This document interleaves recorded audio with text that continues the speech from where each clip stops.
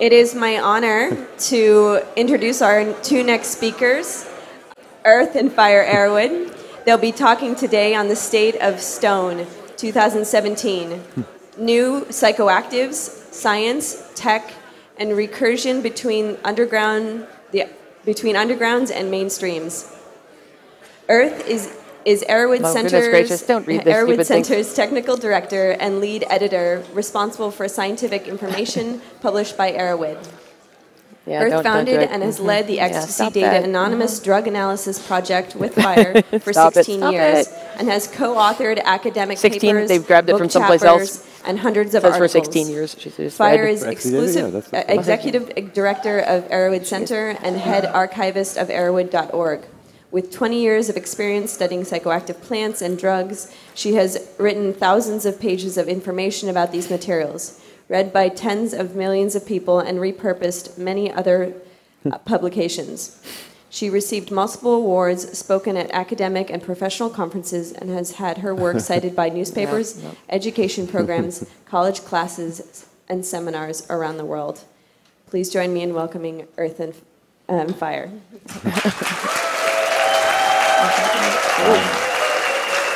You want to go on the left? Oh, my. I think so. And which one? Okay, good. Hello. Hello. We love you. Well, the conference has been really full. I expected everyone else has had the experience that this is a really dense group of really interesting people, and thank you for coming, and thank you for all the work that all of you out there do as well. Talk louder. I heard someone say, talk closer. Here, let me get it. Perfect.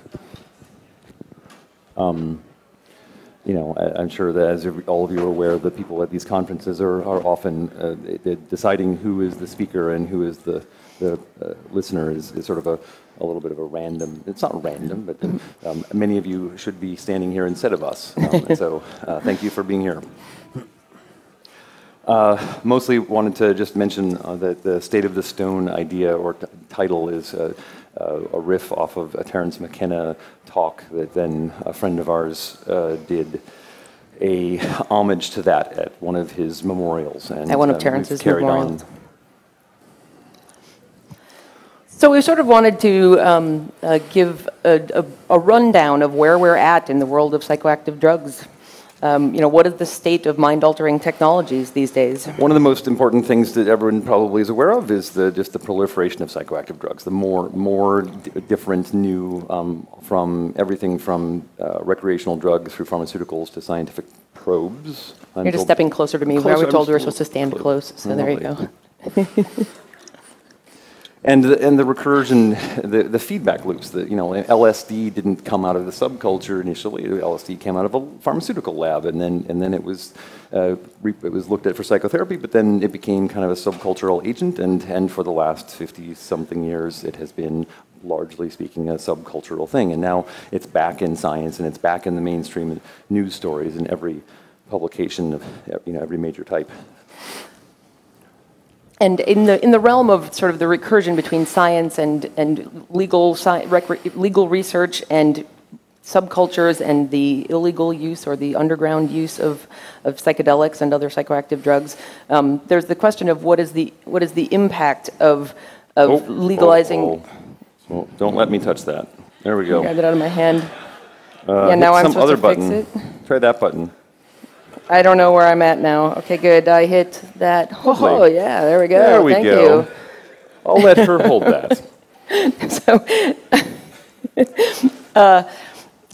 what is the impact of legalizing the therapeutic use, or legalizing the legalizing recreational use, or legalizing various psychoactive drugs, or psychedelics, or cannabis? And cannabis has provided us with some interesting examples as it has gained more legality in various states. So, this week it was 420, and there's a long tradition in San Francisco of having a party in Golden Gate Park to commemorate it in an area that is the big open fields around what's called Hippie Hill.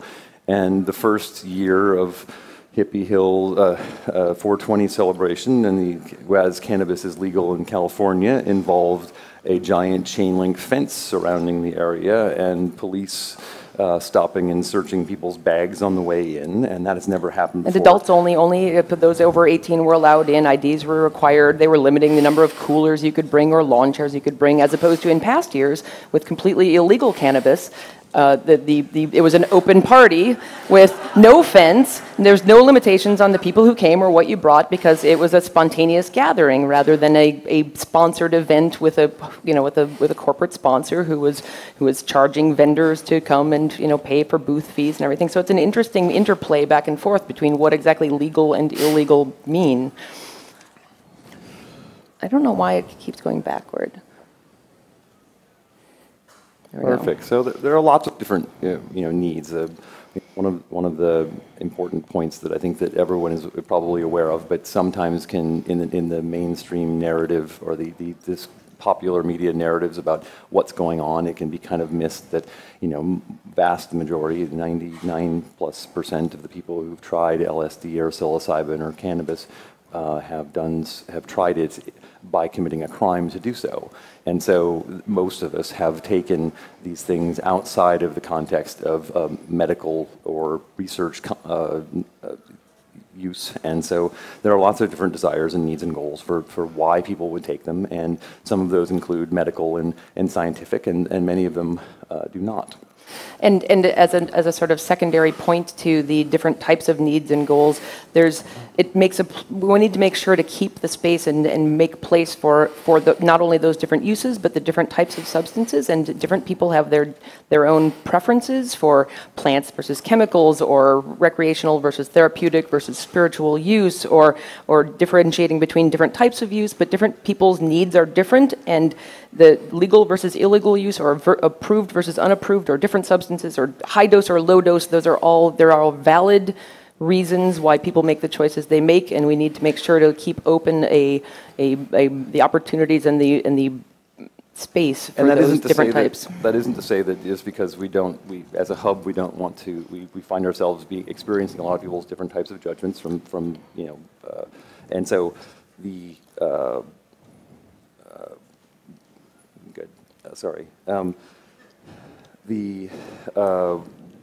we can't collectively define what we don't approve of as abuse. One of the things that we run into a lot of in sort of managing editing of medical papers and trying to do that stuff is that the standard medical peer-reviewed journal lingo for unapproved use is either misuse or abuse, depending on the flavor.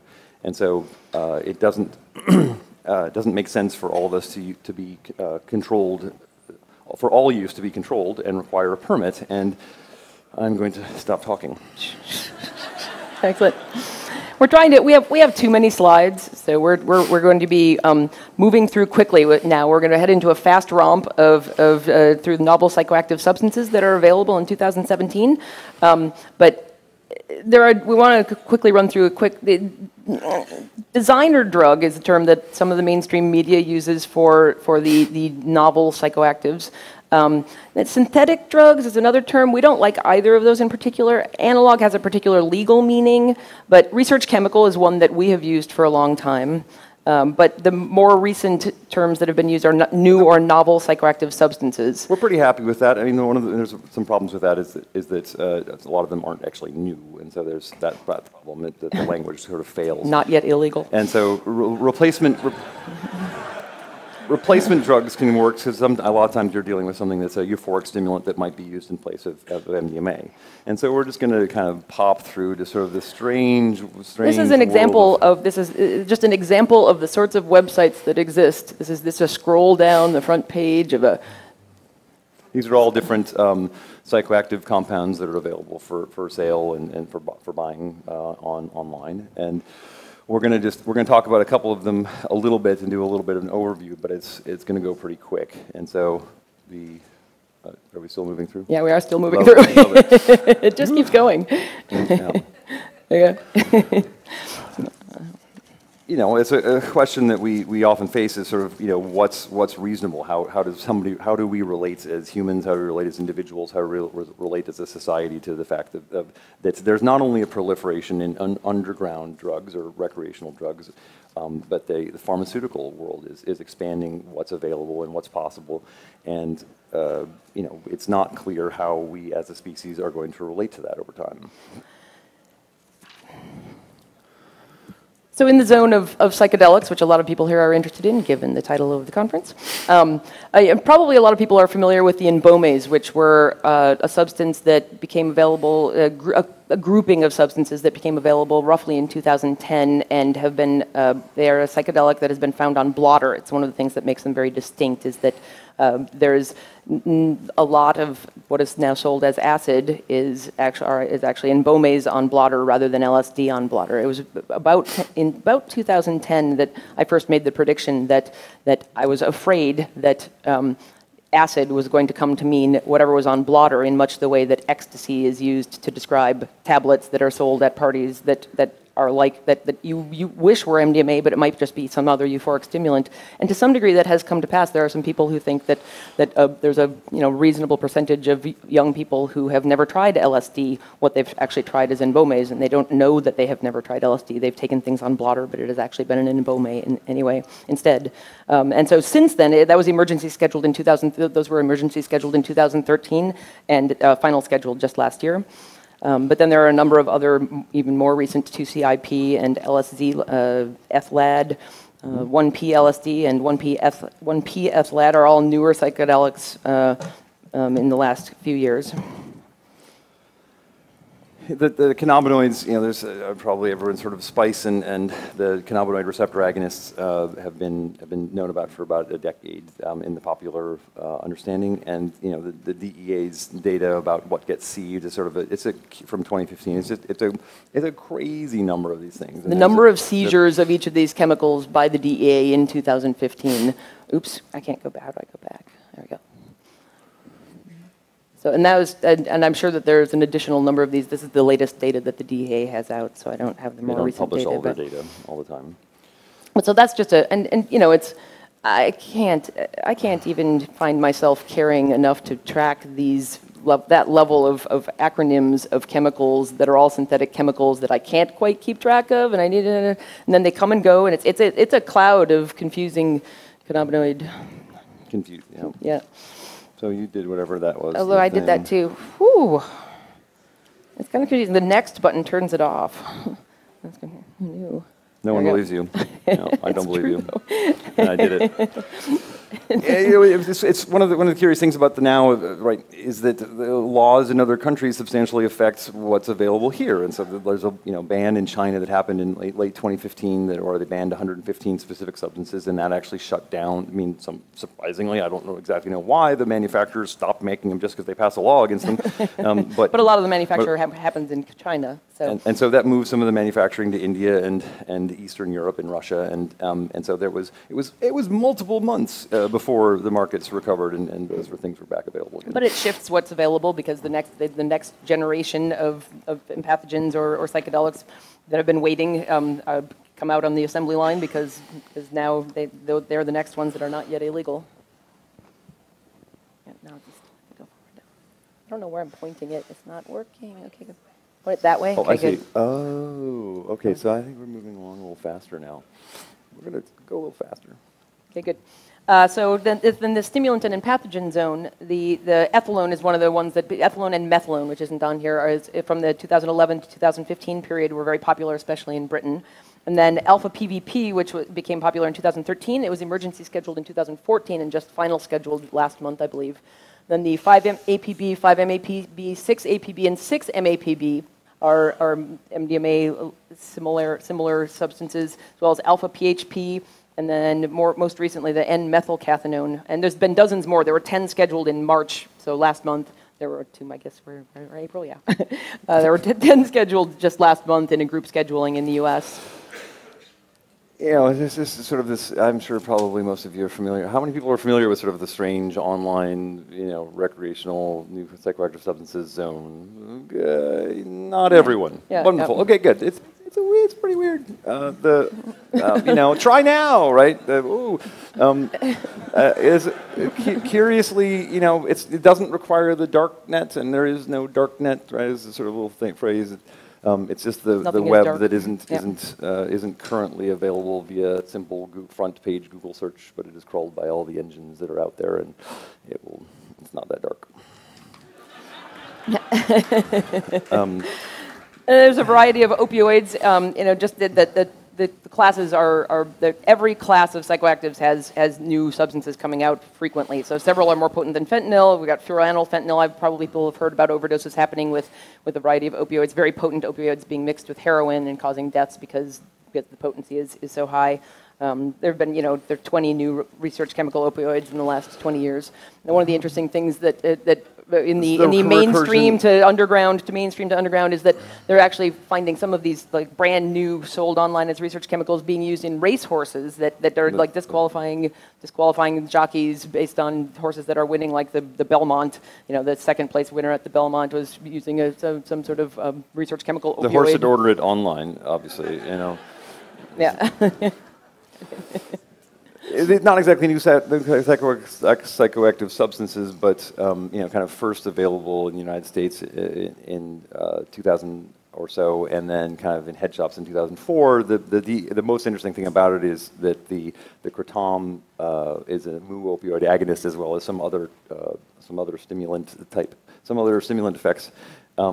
But they moved to emergency schedule it in August, and then they withdrew that because of the negative feedback. Because they had an open comment period to the public, and the comments that they received were strong enough that they actually withdrew the schedule. Partially because it proposal for emergency scheduling. It is being used by researchers, but also by people with for self-treatment of opioid withdrawal, and so we're jumping forward because our light has turned yellow. Yeah. So there's benzodiazepines that fall into these categories, as well as. No, we're moving on.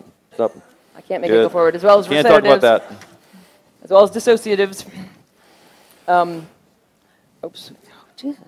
So deschloroketamine is an interesting one in that it has a higher potency than ketamine, and we have had, I don't know if people know about our ecstasy data testing program, but we have a program where people can submit samples and find out what the material that they may have bought online is, for example, and I can't make this thing work.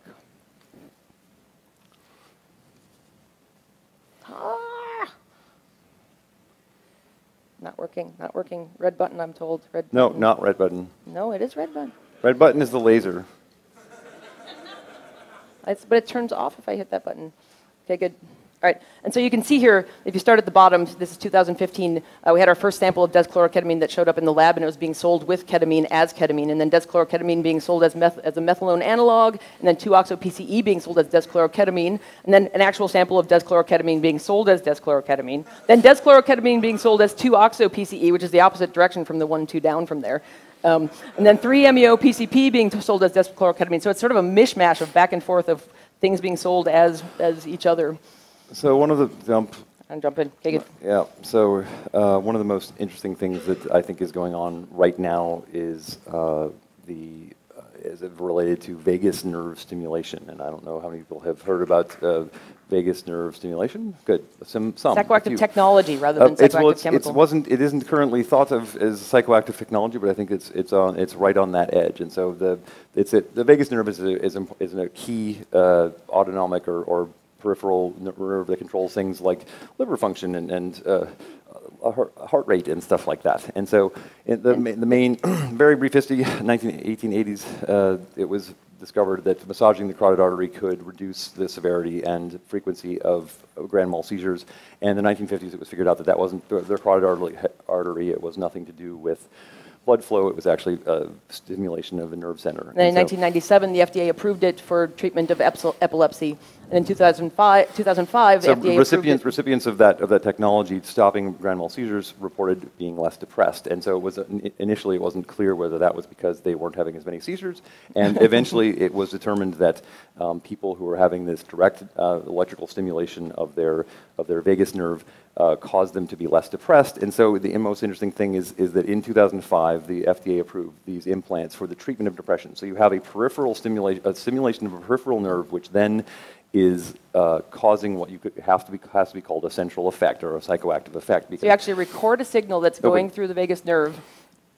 and then you can play it back and cause effects based on what was happening when you recorded the signal. So you can take a rat that you have injected with some sort of disease, you can record its signal, and you can cause the effects of the disease on the second rat that you play the signal back on. And so there's all manner of things you can all imagine that it would be interesting to record and see what would happen if you play those back in a sober or non-affected.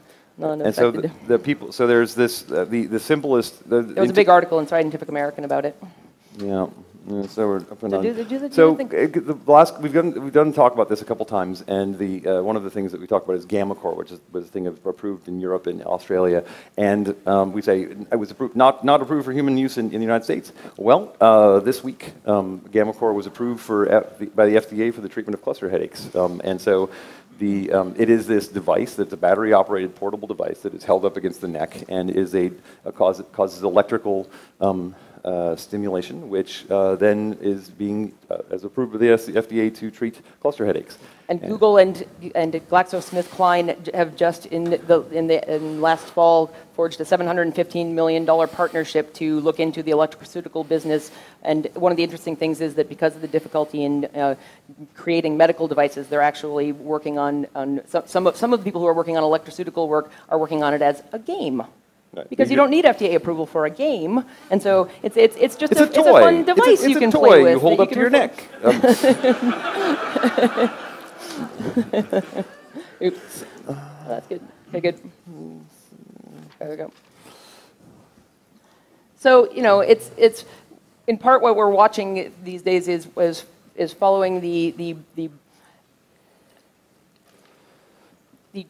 management of the process of learning about psychoactives and psychedelics and pathogens through the crazy loops that they make through the underground and the people and the underground researchers, and then through research and then into the science and into the medical journals where underground people learn about what's going on in the research, and it's going back through. And so it's an interesting learning cycle back and forth between the population and the 18-year-olds who are trying crazy chemicals online and the researchers who are studying them, and the therapists who are working through legal means with the FDA. And the New York Times, who then publicizes the information, makes the conversation be larger, and it brings more people in and gets more people excited and brings more money to it and gets more scientists involved, and then people come to the conferences and we talk about stuff and get very excited. And all of those parts are important. And so I think we have a red light, and our red light has gone off. I believe that is it. Well, we're done. Yay!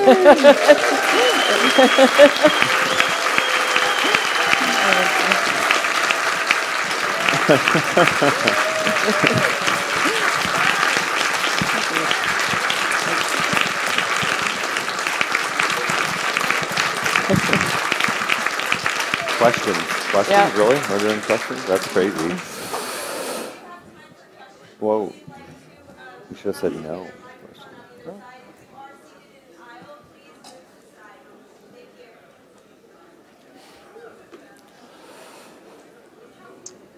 Should have said no questions. Hello. Do you appreciate how much you are appreciated? Oh, thank you.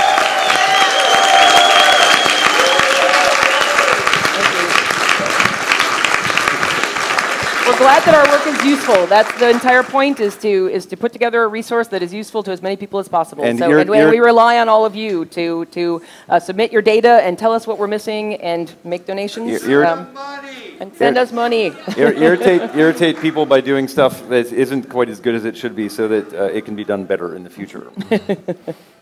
Hey, Paul. Thank you. Hey, in the immortal words of Tom Lehrer, more, I'm still not satisfied. Do you see more of a proliferation of drug combinations today? Well, I think polypharmacy is obviously cool. It is practiced by most of the seniors in the United States.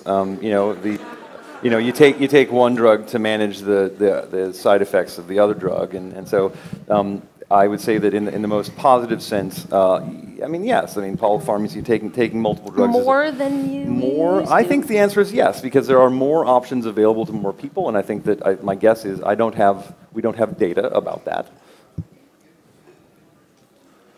Individual formulations. Oh, I see. Like crazy. in a sample submitted to the lab. Is that the kind of thing you mean? No. In some ways, there's actually less of that, because a lot of the research chemicals or novel psychoactive chemicals that are coming out of China are actually quite high quality, pure materials in a single powder. And so a lot of the samples we see are actually just single substance, high potency, high purity. I wanted to echo what was kind of already expressed. Thank you for making my youth safer and for cultivating my interest in, yeah, right? You're welcome. And more informed and helping me love chemistry. And so I wanted to ask you, what are some projects, either your own or others in the field, that you're really excited about these days? There's a lot of interesting stuff going on in the field in all over. We have massive opportunities that we can't exactly take advantage of all of them. We're pretty excited about the ecstasy data testing program that we're doing. We're rebranding it as drugs data very soon because we're now actually doing more than half of the tests are not ecstasy or Molly samples. They are actually either pharmaceutical tablets that people are sending in or more often are powders that people are purchasing online and then trying to find out what it is they've been sold, like the deschloroketamine slide. For our data philosophy, though, the ecstasy data as a URL will always work forever, and all the URLs that have ever worked will always forever work. But we've been testing more samples than we've ever tested before, and it's a more it's a collaboration. I growing mean, I don't know. We didn't hear all of the last panel, but Mitchell Gomez from Dance Safe is talking about them getting a field. You know, did he talk about that? Anyway, good. Tool. There are more and more tools that can be used to have lab range, not quite quality results in the field to actually be able to identify substances rather than just sort of rule them in and rule out very simple ways. The main problem with the field's tests for the foreseeable future, temperature and humidity variations and a lot of mixed things that require more than a few minutes to... The environment at Burning Man is a bad place to try to do testing. It's not a laboratory. And sometimes you need to run the things multiple times and then maybe buy another standard and check that against the thing. And so, you know, it's going to be hard, but... So you showed us those slides of the websites selling the new psychoactive substances. I'm curious if you think that the readily accessibility of new compounds like that is a positive or negative for both the psychedelic community and the general public as a whole? I think it's complicated, and it is what it is. There are positives and there are negatives. There's some of the substances are substances that people enjoy and get great benefits out of and are getting experiences in a way that they have not been able to, and can do it legally. There's obviously danger and risk involved with there being such a wide variety of substances around that there is so little data about. For euphoric stimulants, there are literally thousands of papers that are published looking at MDMA and looking at MDMA toxicity, looking at MDMA in rats and humans and petri dishes. And there are not thousands of papers about alpha PHP. And so, you know, the question of the long-term safety or the short-term safety, health, kidney function and liver function and, you know, whatever they cause excitotoxicity at certain dose levels, or maybe there's a non-linear effect, like it seems like there might be with the Enbomes, for instance, that people seem to enjoy it at the right dose level, but there seems to be a lower therapeutic index, so you're more likely to overshoot a little bit and wind up in the hospital with that than you are with LSD. And so it's problematic in all sorts of, I think. The main thing that we try not to do is to get really just because I didn't have it when I was a kid doesn't mean that it's bad, and so there's a way that's, you know, that we overall every single parent that I have talked to, and I have asked the question of whether you would rather have your child smoke kind stinky bud or waxy solid from China of unknown toxicity, and they say, well, I don't want either, and you say, well, you don't get to choose either. You get to, you don't get to choose neither. You get to choose one or the other. Every single one of them has said they would prefer their children smoke the plant material that humans have had a history with since we have history with humans, and so you know, I think that it's important to keep in mind that, you know, maybe we don't need. As a species, we don't need 100 new versions of psilocybin every few years. Maybe we just need psilocybin, but that's not the world we live in right now. And so, you know, try not to be too irritated. Thank you. We're good. I think that's it. Thank you so much, everyone.